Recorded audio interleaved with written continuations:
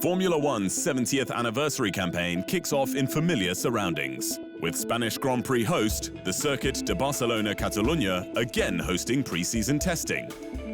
Though this time within a compacted schedule, with teams and drivers given just 6 days instead of 8 to get to grips with their new cars across 2 3-day tests.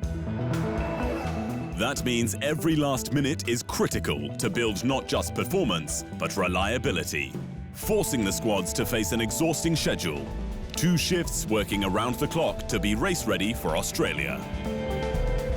The Montmeló track is just 30 minutes drive from Barcelona's city centre and is an easier base for the teams than a flyaway venue like Abu Dhabi's Yas Marina circuit or Bahrain.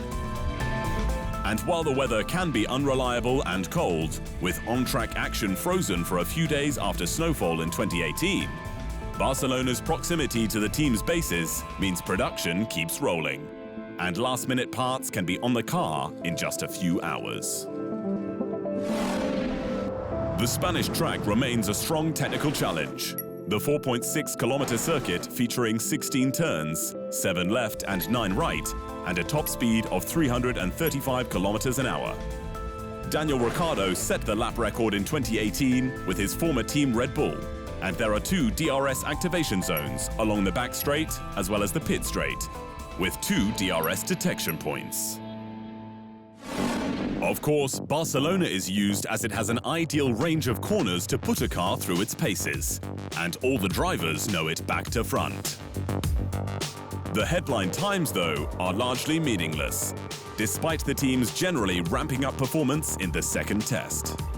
Of course, the testing, people get sucked into who's doing what times, which fuel loads, who's doing what race runs, etc., etc. It's all irrelevant. In reality, you've got to focus on your own program, put the blinkers on, get through your program of work, the developments that you want to look at, because it's all going to change by the time you get to Melbourne anyway. But lots of laps is a good omen, with major issues costing track time and momentum that could affect the opening rounds, with lights out for the Australian Grand Prix now less than a month away.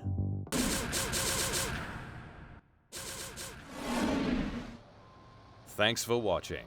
To stay up to speed on all things Formula One, make sure you hit the subscribe button.